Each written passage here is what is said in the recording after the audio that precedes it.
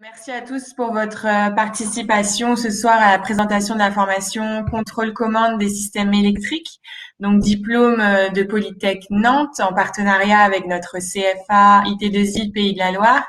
Donc je me présente, je suis Émilie Coquillon, responsable communication de l'IT2I Pays de la Loire, et donc je suis accompagnée ce soir de Luc Laurent qui est le responsable de la formation contrôle commande à Polytech Nantes.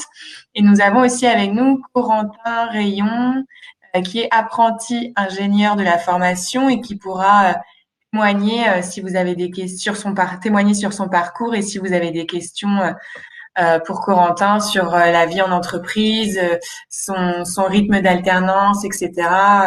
Corentin pourra témoigner.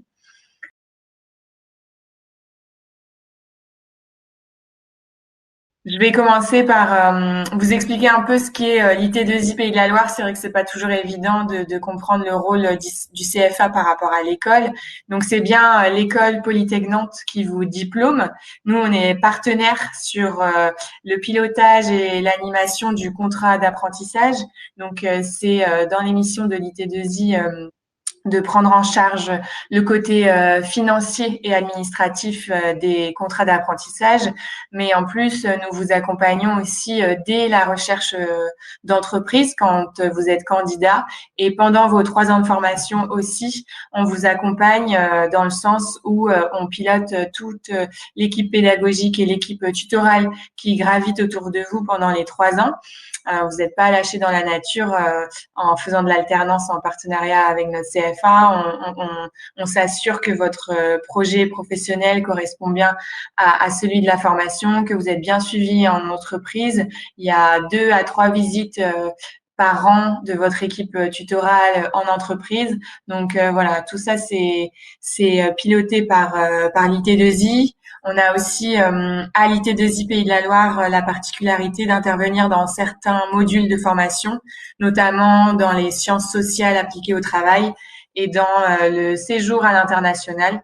On pourra y revenir aussi tout à l'heure sur vraiment la particularité de ces modules.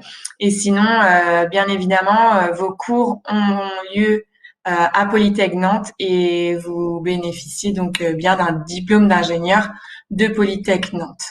Donc, pour encore un petit mot sur l'IT2I Pays de la Loire, il faut aussi comprendre que nous sommes un CFA, Centre de formation de branche, c'est-à-dire que nous sommes soutenus par plusieurs branches professionnelles, donc des regroupements d'entreprises, des entreprises de la métallurgie avec l'UIMM, des entreprises plutôt numériques et électroniques avec le Syntec numérique. Pour ce qui vous concerne, sinon les autres branches, c'est pas forcément pour votre formation. Donc tout ça pour dire que voilà, beaucoup d'entreprises gravitent autour de l'IT2I Pays de la Loire pour faire en sorte aussi que vos formations correspondent bien à des besoins d'entreprises actuelles et correspondent bien au marché actuel. Donc vos formations sont évidemment en adéquation avec les demandes des entreprises. Certaines formations sont créées à l'initiative des entreprises et en tout cas toutes sont mises à jour entre guillemets en collaboration entre les écoles et les entreprises. Je vais juste rebondir sur la question sur l'insertion professionnelle. Effectivement, vous entrez dans une formation en apprentissage, donc pendant 3 ans, vous êtes la moitié du temps en entreprise. Donc évidemment, l'avantage comparé à une formation initiale, c'est que en sortant de votre école d'ingénieur, vous aurez déjà acquis 3 ans d'expérience. Donc évidemment, ces 3 ans d'expérience, Corentin pourrait témoigner, ça vous donne évidemment plus de responsabilités en entreprise, de plus en plus aussi d'autonomie et de confiance en soi. Hein. C'est souvent ce qui ressort du témoignage des apprentis, c'est qu'à force de travailler au sein d'une entreprise, évidemment, vous êtes beaucoup plus à l'aise et beaucoup plus intégré au sein de vos entreprises. Donc ça, après, sur un CV et pendant vos entretiens d'embauche futurs, évidemment, c'est à valoriser. Corentin, vous êtes parmi nous. Est-ce que vous voulez bien témoigner? Donc effectivement, comme Corentin l'a dit, les DUT évidemment sont acceptés dans la formation. Donc DUT euh, en priorité les DUT génie électrique et GE2I et mesures physiques, mais sont acceptés aussi les GMP. Et en BTS, ce sont surtout les SIRA, les contrôles industriels et régulations automatiques qui sont acceptés. Après, à partir d'un bac+2, vous pouvez postuler. Donc c'est vraiment au cas par cas si vous souhaitez travailler dans cette spécialité. Et comme Corentin, vous pouvez évidemment postuler après une classe prépa intégrée ou même classe prépa aux grandes écoles en général. À la fin des 3 années, quel type de poste peut-on occuper? Orienté gestion d'équipe ou plutôt orienté technique? Eh bien, vous pouvez évidemment accéder aux deux types de postes. En fait, c'est en fonction de votre projet professionnel. Évidemment, vous aurez les compétences pour devenir un ingénieur un ingénieur technicien, un ingénieur vraiment spécialisé sur votre domaine, mais aussi, comme dans toutes les écoles d'ingénieurs, mais à l'IT2I Pays de la Loire, et dans nos écoles d'ingénieurs partenaires, on est soucieux de vous ouvrir aussi les compétences sur des aspects économiques, managériales, humaines, organisationnelles. Donc, tout ce panel de compétences un peu plus alliées sur la gestion vous permet justement aussi de devenir un futur manager et de gérer des équipes. Donc ça, c'est vraiment le titre d'ingénieur qui vous permet justement de choisir un peu votre voie et en sachant qu'un ingénieur a aussi ces deux voies dans son poste.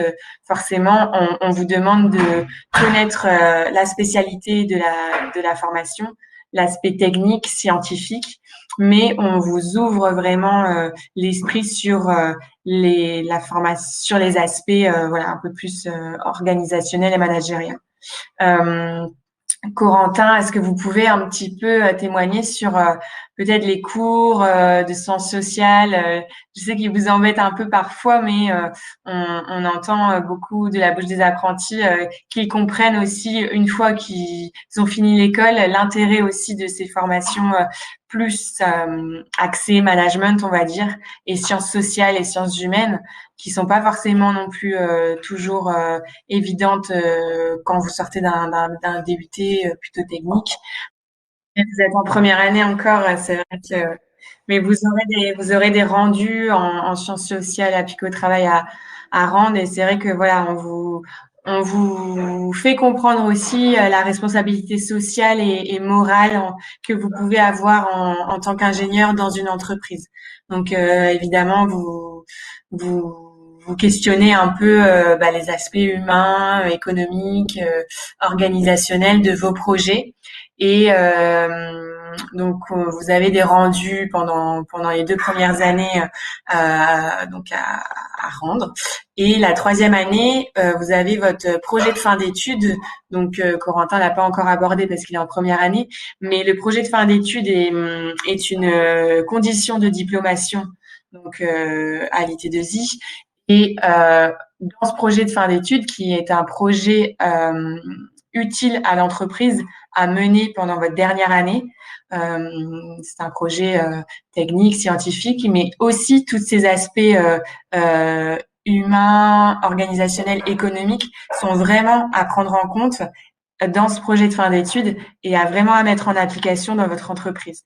Donc déjà, en dernière année d'école d'ingénieur en alternance, vous avez vraiment une vision globale de l'ingénieur, au-delà des aspects techniques et scientifiques. On vous demande vraiment d'avoir une vision globale sur la gestion de projet dans vos entreprises. Donc là, c'est vraiment un exercice en temps réel et sur le terrain, donc dans vos entreprises d'accueil. Alors, est-ce que l'école aide dans la recherche du contrat d'apprentissage? Alors oui, c'est là aussi que l'IT2I Pays de la Loire intervient.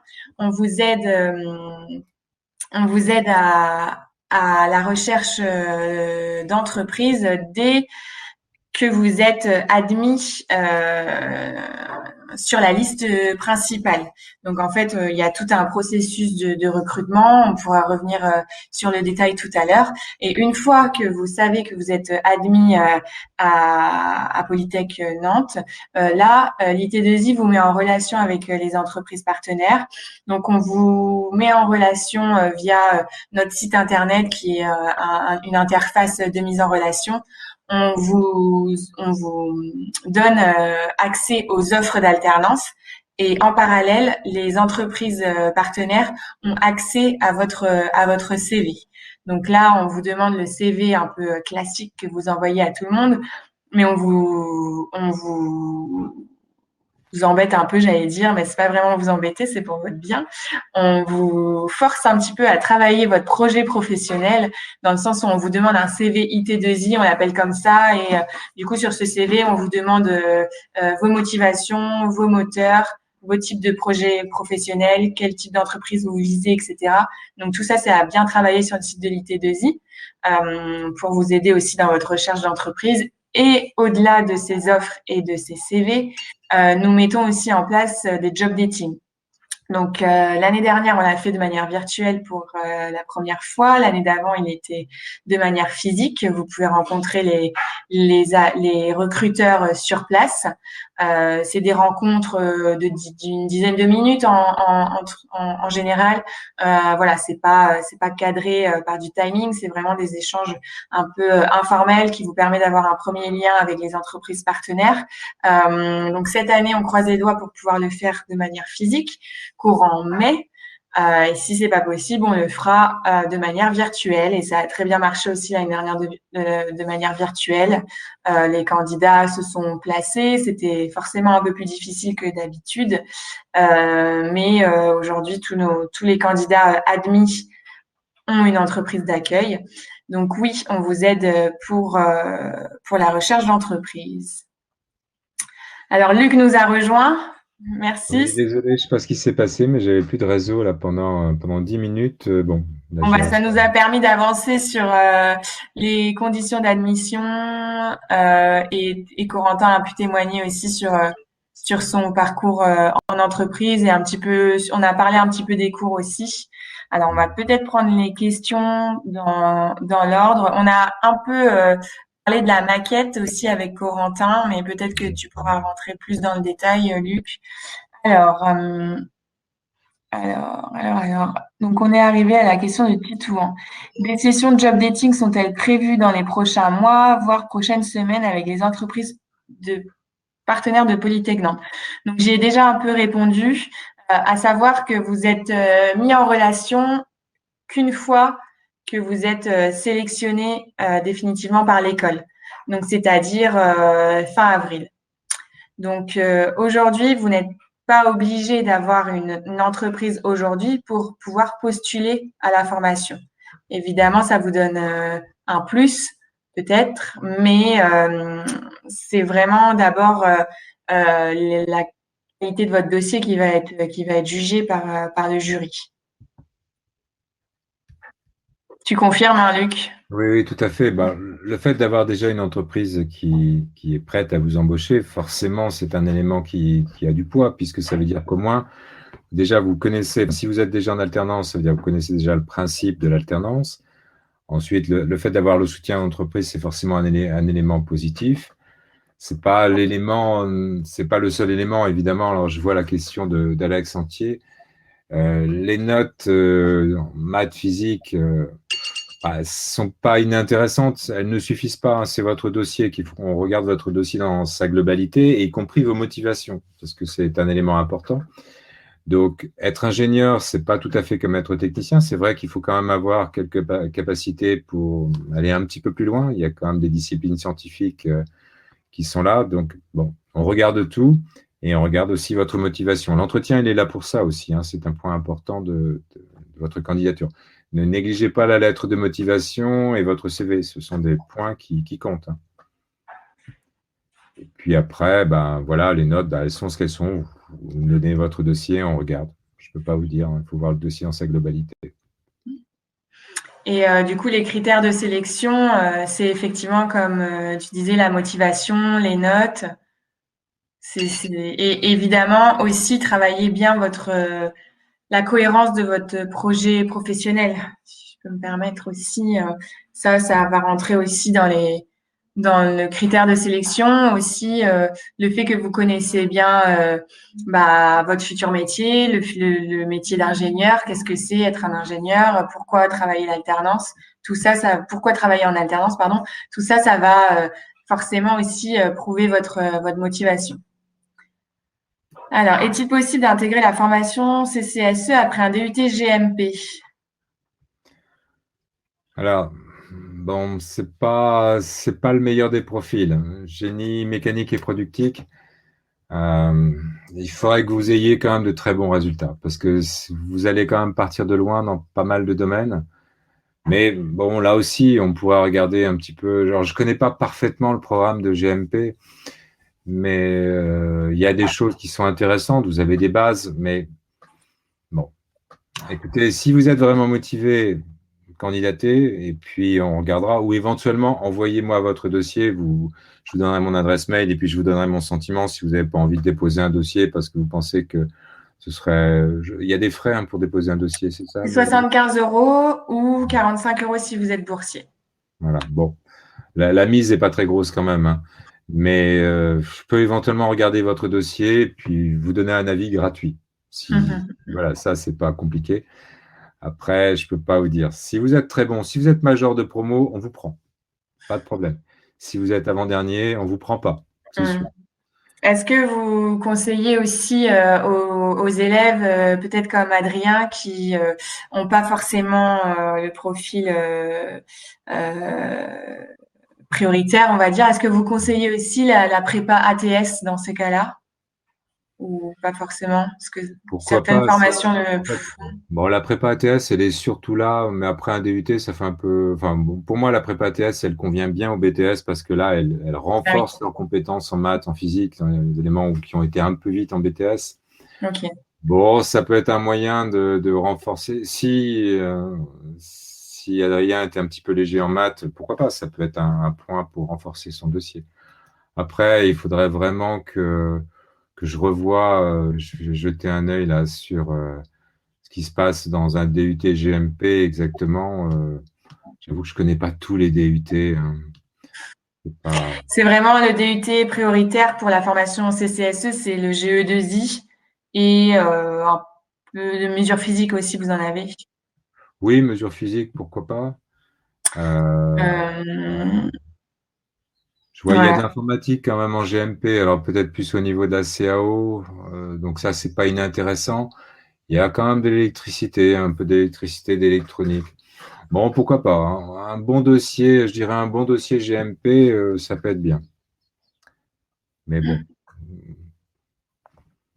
Donc, de toute façon, comme Luc vous disait, c'est vraiment l'ensemble de votre dossier qui ouais. est jugé en fait, et vos notes et votre motivation. Donc, Alors peut-être pour répondre d'une autre manière à la question, c'est quelles sont les matières? Alors, mm, Corentin a dû déjà un petit peu expliquer. Donc la première année, on va faire un peu plus. On commence, on va dire doucement, avec de l'informatique. Donc là, pourquoi pas, GMP, ça ne devrait pas poser trop de problèmes. On commence avec de l'informatique au premier semestre. Il s'agit de savoir piloter un robot mobile. Voilà. Notre objectif, il est là, savoir mettre en œuvre de l'informatique, avoir une démarche pour programmer, et puis déjà un petit peu toucher à l'électricité, mais un tout petit peu. Et les choses deviennent un petit peu plus pointues et un peu plus théoriques au deuxième semestre, où là, on va faire de l'automatique, des asservissements. Et là, bah, faut avoir un petit peu de bagage mathématique quand même, transformation de la place, des choses comme ça. Même si on va pas très très loin, l'automatique demande un petit peu plus de compétences mathématiques. Premier semestre, en gros, il suffisait d'être logique, connaître la logique et ça passait. Donc, il s'agit, premier semestre, de savoir utiliser un automate programmable et savoir piloter notre robot mobile. Ce même robot, on l'utilise au deuxième semestre, mais là, on va piloter les moteurs de manière un peu plus fine. Et on va faire des asservissements, des boucles de courant, des boucles de vitesse. Donc là, on va demander un peu plus que simplement faire une trajectoire rudimentaire, on va dire. Donc ça, c'est le deuxième trimestre. On monte d'un cran dans la difficulté, on va dire. Le troisième trimestre, donc la deuxième année, là, on va toucher maintenant un petit peu plus à l'électricité. Donc, l'électricité industrielle, les transformateurs. On commence doucement aussi en électricité. On verra les moteurs au 8e trimestre, enfin, au 4e trimestre de la formation, en 2e année. Et donc là, on regarde un petit peu plus les réseaux de communication entre automates et les différents appareils qui peuvent intervenir dans l'industrie ou ailleurs, hein, dans la production d'énergie aussi. Et puis, les réseaux d'énergie aussi, les smart grids notamment. Association des réseaux d'énergie et réseaux de communication. Donc ça, c'est le 3e trimestre avec un projet également. Donc, à chaque trimestre, il y a un gros projet de 70 heures qui met en pratique pratiquement les 2 tiers des enseignements du semestre. Sauf, évidemment, les enseignements très professionnalisants que l'IT2I peut faire, sauf, et encore, dans la rédaction d'un rapport, on n'en est pas si loin, sauf, bon, l'anglais, c'est vrai qu'on ne vous demande pas de faire une soutenance en anglais, mais on pourrait l'imaginer. Et donc voilà, au 4e trimestre, donc la 2e année de la formation, là, on est plus sur de la commande de moteur électrique. Donc là, on est vraiment dans le génie électrique. On est dans l'application au génie électrique. Et la 5e année, on va plus toucher à des compétences professionnalisantes aussi, comme la cybersécurité, comme les normes, comme qu'est-ce qu'il y a encore dans les matières de 5e. On n'a pas encore fait cette 5e année. Hein. La formation est toute jeune. Et donc, je revise là. Oui, on est un peu plus dans la supervision, dans les énergies renouvelables, les systèmes multisources, la propriété industrielle, l'éco-conception. Voilà, ça c'est l'avant-dernier semestre de votre formation. Et dans le tout dernier semestre, c'est quand même essentiellement le projet de fin d'études qui prend toute son ampleur. Et on a beaucoup allégé le 10e semestre pour pouvoir avoir plus de temps pour ce projet de fin d'études. Mais il reste encore quelques cours quand même sur les bases de données, la propriété industrielle, des choses comme ça aussi. Moins scientifiques, mais peut-être plus techniques et plus professionnelles. Voilà, en gros, là, donc on va dire, on a une montée en puissance, on démarre pas trop violemment, et puis on a une montée au cours des semestres 2, 3, 4, et puis la dernière année est un petit peu plus tranquille, on va dire. Voilà comment on a conçu la formation, avec à chaque semestre, sauf au tout dernier où il y a le PFE là, qui se termine. On a un grand projet scientifique et technique. Celui du 5e semestre, c'est un système multisource. Faire fonctionner ensemble une pile à combustible, des batteries, des supercondensateurs, des générateurs, des panneaux solaires. Bon, une éolienne si on pouvait, mais on n'en a pas. Ou alors un simulateur d'éolienne. Voilà. Les métiers, vous pouvez travailler aussi bien dans la recherche et développement que dans la maintenance, que dans la vente. Donc, vous pouvez très bien être un ingénieur technico-commercial qui va vendre des systèmes. On parlait là, par exemple, d'énergie renouvelable. Donc, l'un des secteurs très intéressants aujourd'hui, ce sont toutes les installations autour des énergies renouvelables. Il faut les associer, si on veut avoir des énergies qui soient continues, on associe de l'éolien, du solaire. L'éolien, il n'y a pas toujours du vent. Le solaire, il fait parfois nuit. Et des systèmes de stockage. Donc, il y a des cours sur le stockage aussi. On va également associer peut-être de la production non renouvelable. Hein. Là aussi, des centrales à charbon. À charbon, il y en a très peu en France, mais à gaz ou des choses comme ça, comme à Montoire, tout près d'ici. Alors, on n'a peut-être pas insisté beaucoup sur le fait que c'était à Saint-Nazaire. Si, on l'a bien dit. Parce que Polytech Nantes a les 2 tiers de ses enseignements à Nantes, mais il y a un gros tiers qui est à Saint-Nazaire. Et nous, la formation se passe à Saint-Nazaire. Quand même mieux le savoir, parce que si vous cherchez un logement sur Nantes, ça fait quand même 70 km. Bon, il n'y a pas trop de difficultés pour se loger à Saint-Nazaire. Donc, voilà, qu'est-ce que je disais? Oui, donc, vous pouvez être dans la vente, vous pouvez être dans la conception, vous pouvez être dans la maintenance, vous pouvez être dans beaucoup de secteurs. Hein. Donc, il y a beaucoup de métiers. Et après, vous pouvez travailler aussi bien dans la production d'énergie. Donc là, on parlait d'énergie renouvelable, mais éventuellement aussi dans des centrales électriques classiques, hein, voire des centrales nucléaires. Vous pouvez travailler dans le transport d'énergie. Donc, on s'intéresse aussi au réseau de transport d'énergie et au smart grid. Et puis, l'essentiel des applications, c'est quand même dans l'utilisation de l'énergie électrique. Parce qu'aujourd'hui, dans des entreprises, il y a énormément de machines électriques, que ce soit dans des industries manufacturières, comme, je ne sais pas, Airbus, ici, par exemple, à Saint-Nazaire ou à Nantes, ou alors dans les procédés type génie chimique, où là, vous avez des centaines de pompes entraînées par des moteurs électriques. Donc, dans l'industrie, dans les machines-outils, vous avez des moteurs partout, vous avez des automates partout. Donc, voilà. Donc, et dans l'industrie, eh ben, vous pouvez être dans la maintenance, vous pouvez être dans la conception de systèmes ou dans l'exploitation, la configuration de systèmes. Du boulot, il y en a, hein, et des ingénieurs, on en manque. Donc, il n'y a Et les aucun problème. ingénieurs, les apprentis ingénieurs sont surtout dans les industries, chez dans informatique. Ouais, il y en a évidemment beaucoup. Ouais. Là, il y a un Mhm. gros besoin. Le secteur automobile aussi a beaucoup d'ingénieurs en génie, besoin d'ingénieurs en génie électrique. Votre diplôme, ce sera un diplôme d'ingénieur en génie électrique. Le terme contrôle-commande des systèmes électriques, c'est pour préciser un petit peu les choses, mais vous serez diplômé en génie électrique, comme comme les autres élèves du département génie électrique qui sont dans un département sous statut étudiant. Vous aurez le même diplôme qu'eux. Simplement, vous commencerez à être payé un peu plus tôt qu'eux. C'est tout.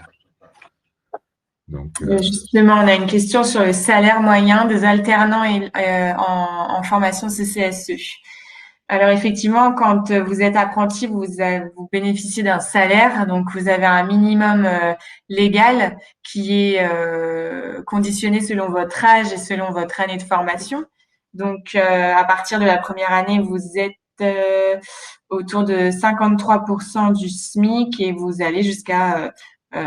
pouvez aller jusqu'à 78 ou 100% du SMIC selon votre âge.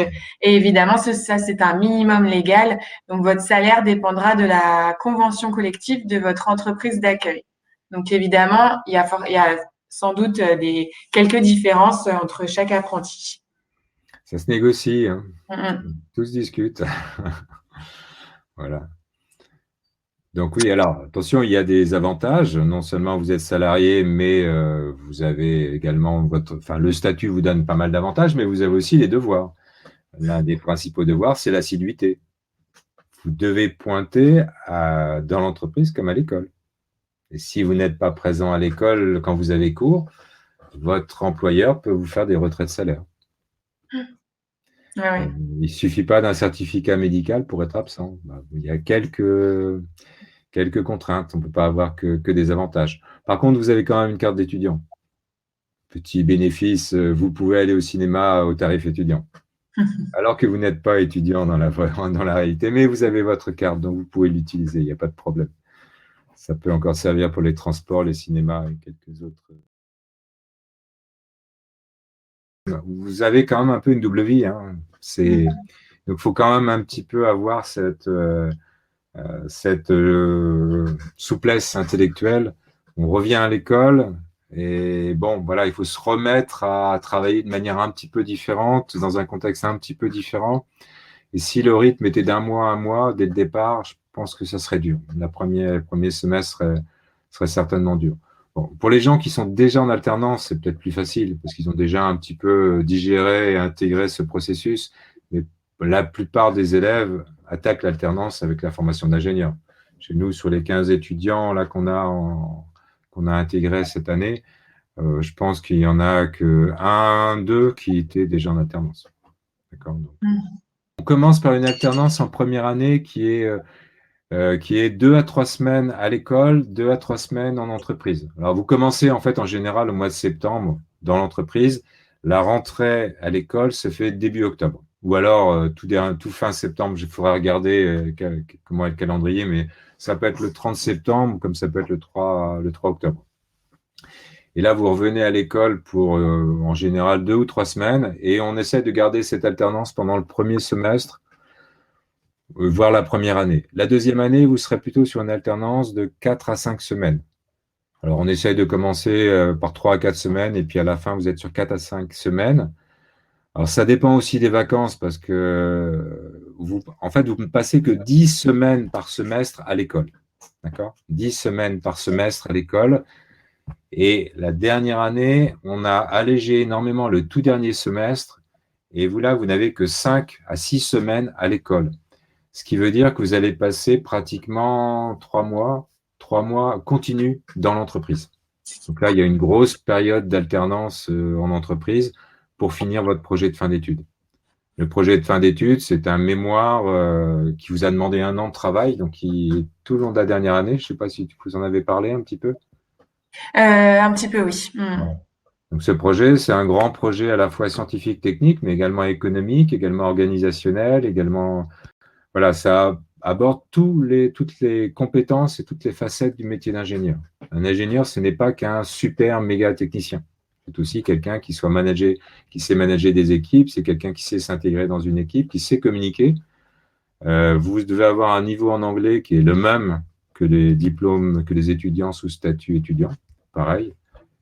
785 au TOEIC, pareil. Ça va peut-être monter d'ailleurs. Mais pour vous, ce sera la règle. Qu'est-ce qu'il y a d'important aussi à savoir? Oui, vous avez également des séjours à l'étranger à faire, hein. Vous aurez un minimum de 9 semaines à passer à l'étranger. Et c'est pas uniquement pour apprendre l'anglais. C'est pas uniquement pour pour vous aider à passer le TOEIC. Ça peut être dans un pays non anglophone. Si vous êtes déjà doué en anglais, pourquoi pas. C'est à la fois, c'est plus une expérience culturelle qu'on attend de vous. Être capable de vous intégrer dans un autre contexte avec éventuellement une autre culture. Et ça peut être n'importe où dans le monde. La Belgique, ce serait peut-être un peu facile. Le Japon, c'est peut-être un peu compliqué. Mais pourquoi pas?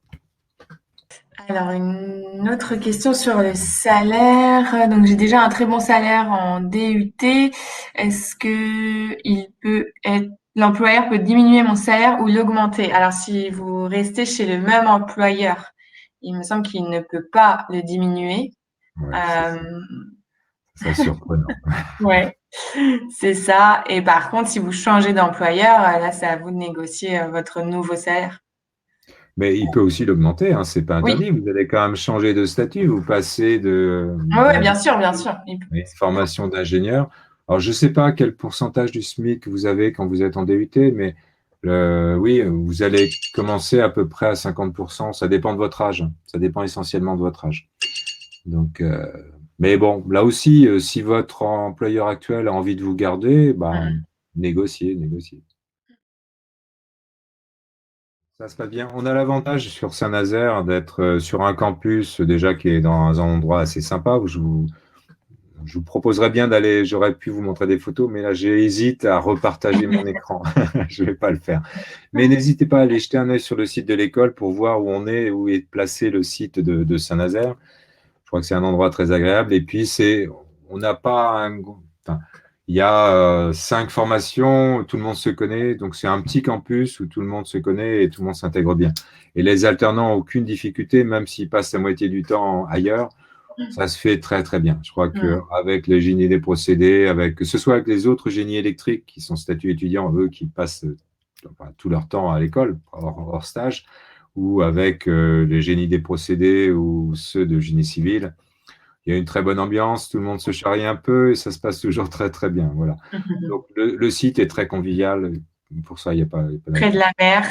Ouais, tout près de la mer. On est l'école est sur une falaise avec au bout du terrain de l'école, il y a le chemin côtier, quoi. C'est juste Ouais, pour vous ouais, dire. c'est chouette. Voilà.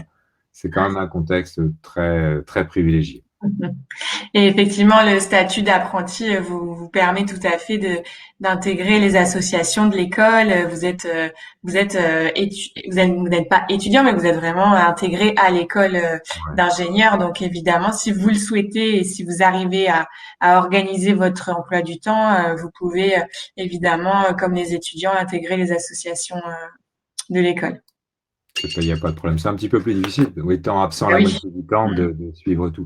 Mm. Pour le handicap, bah, j'ai une question de Oui. Manon. Bah, il y a pas de problème. On reçoit régulièrement. Alors, on n'a pas encore eu d'étudiants ou d'élèves présentant des handicaps. En génie électrique, oui. Classique, sous statut étudiant, oui. Il n'y a pas de difficulté particulière. Après, faut bien voir qu'il va falloir faire preuve d'une certaine mobilité. Ça dépend où est votre entreprise, où est par rapport à l'école. Donc voilà, ça peut être effectivement rendre la vie un peu plus compliquée, mais enfin, mais ça, je pense que vous savez déjà qu'un handicap rend la vie plus compliquée. Je vais rien vous apprendre. Donc, mais il n'y a pas d'interdiction, hein. La motivation est certainement là un facteur essentiel. Je confirme, l'IT2I est partenaire d'autres écoles d'ingénieurs que Polytech, notamment Centrale Nantes par exemple. Et c'est vrai que l'année dernière, il me semble, on avait intégré un apprenti ingénieur en situation de handicap. Et effectivement, il y a aucun problème pour suivre la formation. Il me semble qu'il y a eu un petit ajustement d'horaire, par exemple. Et évidemment, vous, vous, vous avez aussi l'entreprise à trouver de votre côté et on vous accompagne de la même manière que tous les autres candidats pour trouver cette entreprise. Et l'école répond évidemment aux normes vis-à-vis des handicaps, hein. Donc, Mm. c'est accessible en fauteuil roulant. C'est pour les malvoyants, il y a également il y a des équipements. Enfin bon, voilà. C'est après. L'école s'adapte. Ouais, ouais, ouais, il y a eu pas mal de travaux ces derniers temps pour ça d'ailleurs. Alors, étant salarié depuis 7 ans, donc 4 années dans la même entreprise, je veux Ah. évoluer professionnellement. Si je souhaite passer par la formation continue, comment ça se passe? Alors, est-ce que la formation contrôle-commande est ouverte à la formation continue Alors, elle est ouverte à déjà? la formation continue, même si on n'a pas encore accueilli de formation continue. Et de toute D'accord. façon, ça ne sera pas l'année prochaine, puisqu'il faut d'abord une année de préparation. Quelqu'un Oui. qui veut intégrer la formation au titre de la formation continue peut le faire tout à fait. Simplement, il y a une première année de préparation qui se fait en cours du soir, qui est organisée par l'IT2I. Donc là, nous, on n'intervient pas particulièrement. Alors, il y a des modules qui ont été prévus, donc il y a un programme qui est prévu pour ça, de mise à niveau, qui se fait et qui remplace en gros la première année de la formation. Et vous intégrez directement en seconde année de formation. Oui, donc vous rejoignez la promotion d'apprentis. Vous serez Voilà. avec les apprentis qui sont déjà là depuis 1 an.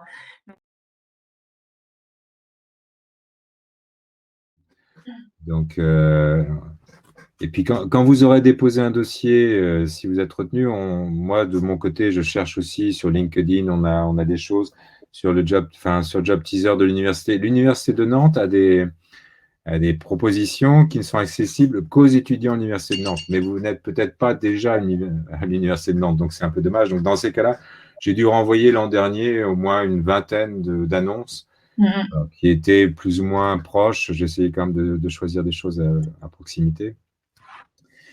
Et puis donc oui, voilà, il faut de votre côté, bah, soyez actif, il faut écrire, hein, c'est clair.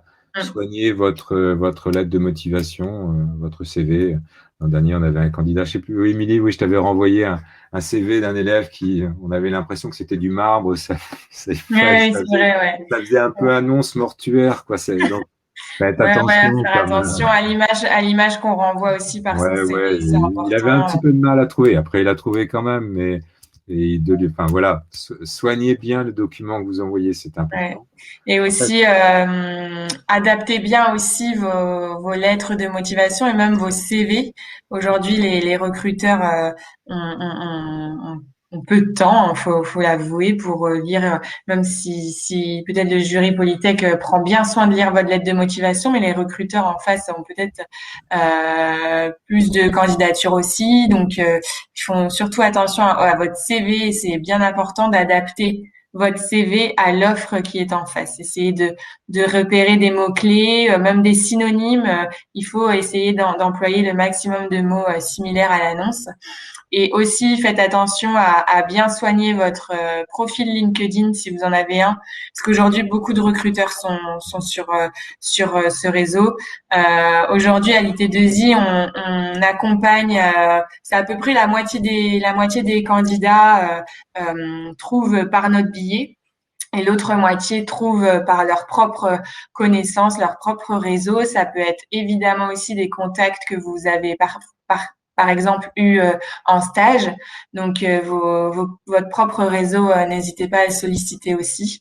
Donc voilà, vous pouvez commencer à partir de février, mars. Cela montrera votre motivation, mais vraiment à partir de fin avril, début mai, là, on rentre vraiment dans le cœur du sujet pour ceux qui sont admis définitivement. Donc, on n'a pas précisé, vous avez jusqu'au 14 mars pour postuler sur le site de l'IT2I Pays de la Loire. Vous serez automatiquement rattaché à Polytech Nantes. Pour Polytech Nantes en alternance, le recrutement se fait sur le site de l'IT2I. Donc, je remets ici, hop, Rodney, vous devez le connaître hein, si vous êtes là ce soir, it2i-pdl.com, rubrique candidature, et donc vous avez toute la démarche à suivre pour déposer votre dossier. Si vous avez d'autres questions, n'hésitez pas à m'écrire, hein. J'ai donc mis mon mail là dans le chat. Ouais. Il y a une dernière question sur la différence entre les cours avec la formation génie électrique sous statut étudiant. Est-ce qu'il y a une différence entre le statut étudiant et le statut apprenti au niveau des cours? Alors, oui, c'est pas tout à fait la même formation quand même. Alors, en termes de volume, vous êtes très proche, puisqu'une formation d'ingénieur, c'est entre 1800 heures de cours et 2000 heures. Aujourd'hui, les étudiants en génie électrique ont 2000 heures, mais on nous demande de passer à peu près à 1900. Vous allez avoir 1800 heures. Donc, ça fait une centaine d'heures de différence. Par contre, vous avez aussi tout ce que vous apprenez dans l'entreprise. Donc, je dirais, vous en apprenez beaucoup plus que les élèves ingénieurs sous statut étudiant. Après, les programmes sont un petit peu différents. On fait un peu plus d'informatique et un petit peu plus d'automates, enfin, tout ce qui tourne autour des automatismes et des automates. Et vous ferez moins d'électronique que les GE, électronique analogique, j'entends. Et voilà. Sinon, après, c'est très, très proche, hein. Vous ferez peut-être un petit peu moins de machines électriques aussi. Bon, l'anglais, c'est le même niveau au TOEIC. Vous aurez aussi des cours comme les sciences sociales appliquées au travail qui ne sont pas enseignés en génie électrique. Par contre, eux font un peu plus d'économie que vous. Bon, voilà, mais globalement, vous aurez le même diplôme et vous serez capable de faire le même job. Là, Et vous sortirez avec 3 ans d'expérience en plus. ouais, bon, les GE, on va Et dire qui ont des 1 an stages. d'expérience sur les Oui. 3 années parce que ils ont quand même des stages, ils ont un stage de 6 mois à la fin, ils ont quand même, bon, donc vous n'avez pas 3 ans d'écart, mais vous avez une bonne année. Oui, si on compte le temps que vous avez passé en entreprise par rapport aux élèves en GE, vous avez une année et demie de plus, quoi. Pratiquement une année de plus, ouais. Voilà. Ok, est-ce que vous avez d'autres questions? Je pense qu'on a fait le tour de ce qu'on voulait vous dire ce soir, mais si vous avez d'autres questions, c'est le moment. Et sinon, vous avez nos coordonnées à Luc Laurent et moi-même pour davantage de questions. Bah, pas de souci, hein, pas de souci. Donc, vous avez jusqu'au 14 mars. Le seul document qu'on accepte de ne pas avoir dans votre dossier de candidature, enfin qu'on accepte avec du retard, c'est l'avis de poursuite d'études. On sait que vous pouvez l'avoir début mars, souvent après les vacances scolaires. Donc, on accepte de le recevoir ultérieurement par mail à Nadine Cadoré. Je vous ai mis son mail plus haut.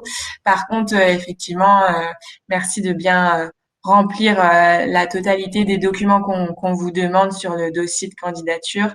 On vous demande des copies de vos diplômes, de votre carte d'identité, vos coordonnées, etc. On vous demande les relevés de notes du bac, les relevés de notes de la première année de DUT et jusqu'à aujourd'hui, les notes que vous pouvez diffuser pour votre deuxième année de bac plus 2. Et une lettre de motivation aussi. Voilà, une lettre de motivation et un CV. Mais tout ça est bien précisé sur Lisons attentivement. le site. Juste un petit point. L'an dernier, l'État avait donné des aides pour l'embauche d'apprentis. Je ne sais pas si cette année, ça va être renouvelé, mais bon, tenez-vous au courant par rapport à ça, parce que c'est un élément important dans la discussion avec les entreprises. Les apprentis qui ont été embauchés l'an dernier étaient pratiquement gratuits, entre guillemets, pour les entreprises. Ça leur coûtait très, très peu cher.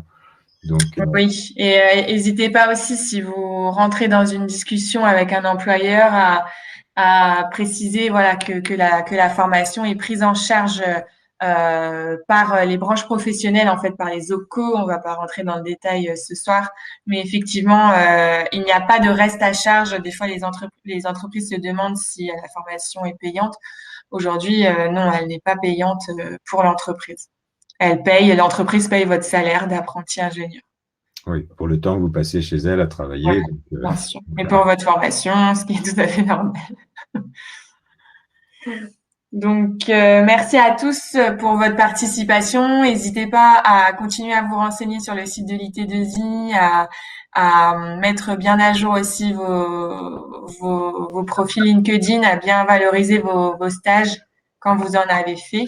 Et du coup, n'hésitez pas à nous contacter ultérieurement si vous avez davantage de questions. On vous souhaite une bonne continuation à tous. Merci Corentin pour votre participation. Bonne continuation également à vous en tant qu'apprenti ingénieur. Allez, bonne soirée à tous.